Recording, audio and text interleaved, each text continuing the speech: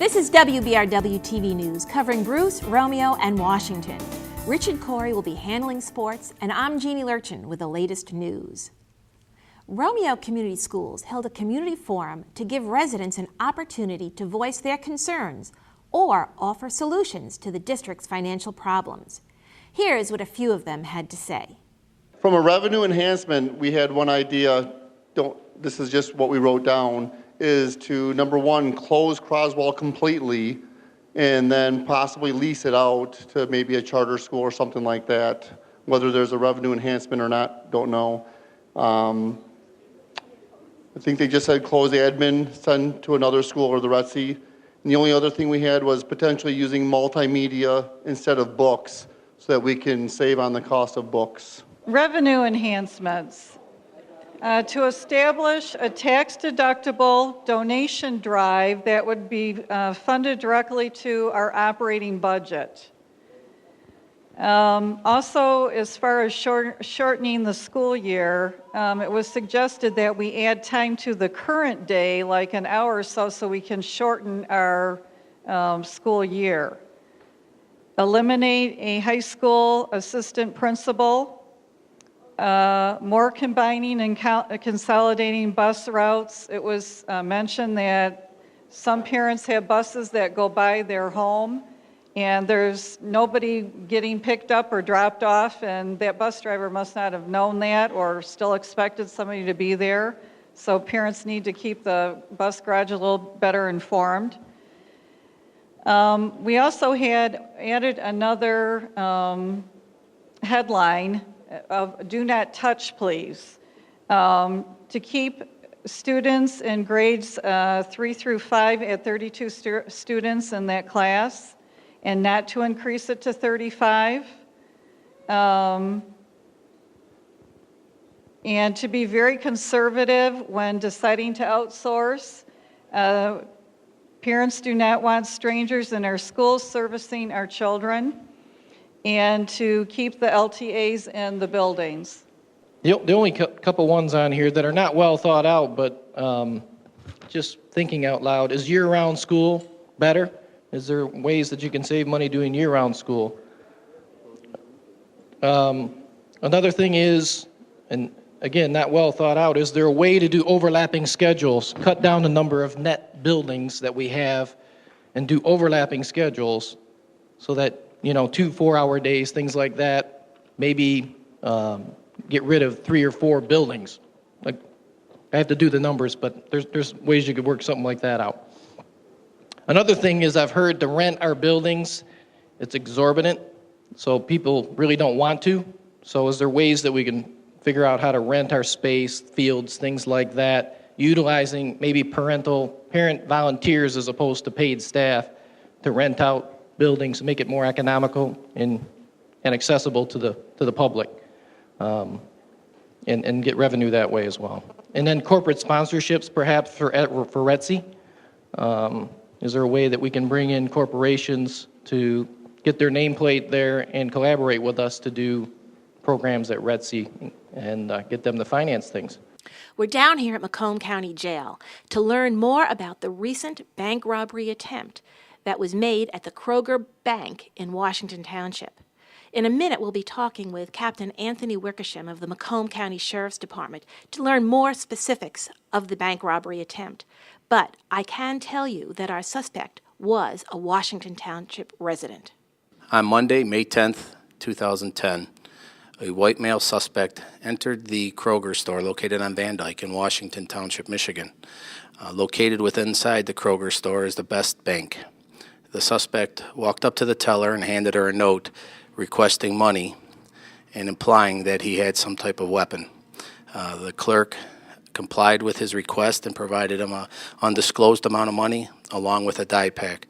The suspect then fled the store, and Macomb County Sheriff's deputies responded to the area. Perimeter was set up, and a search of the area resulted in not finding the suspect. Detectives canvassed the area and found a merchant who had observed a subject that was known to her enter her store, take a quick look at her, and then exit the store quickly. She reported this information to the Macomb County Sheriff's deputies, who then were familiar with this subject from prior law enforcement contacts. The investigation continued. We were able to contact the suspect, and eventually he turned himself in. Some of the money was recovered, and the dye pack that was put in the bag exploded, and evidence was found connecting him to the bank robbery. The suspect is identified as Scott Berry. Mr. Berry recently did a year in the St. Clair County Jail for a bank robbery in St. Clair County, and which was tied to a bank robbery which he did in Washington Township 2 years earlier. So we have Mr. Berry in custody. He was charged with bank robbery and was arraigned this morning and given a $750,000 cash bond. We'd just like the community to know that we hope that through the judicial system that we will send Mr. Berry to prison and he will not be robbing any more banks in our community. Dr. Nancy Campbell stopped by the studio to give her monthly update. Thanks, Jeannie. Well, it's May, the time of year when we think of sports, playing outside, fresh air, and summer being right around the corner. You may think that school folks are thinking of the next 6 weeks as the 9th inning, and that is true. We know we have so much to accomplish, and so every hour of every day really counts. Parents, we need your children in school every day, because what is happening in the classroom does make a difference. Why is attendance so important? Because we can't teach you if you're not there. For Romeo Community Schools, failure is not an option. Simply put, this is the whole philosophy behind the success of our district. Everything district administrators, teachers, and staff members do is for the benefit of the students.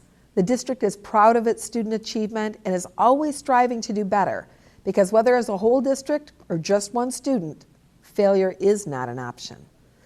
Our students are thriving thanks to a number of initiatives that help identify and assist students when they begin to struggle with course content. Students continue to score near the top of most assessment tests, like the Michigan Educational Assessment Program, MEAP.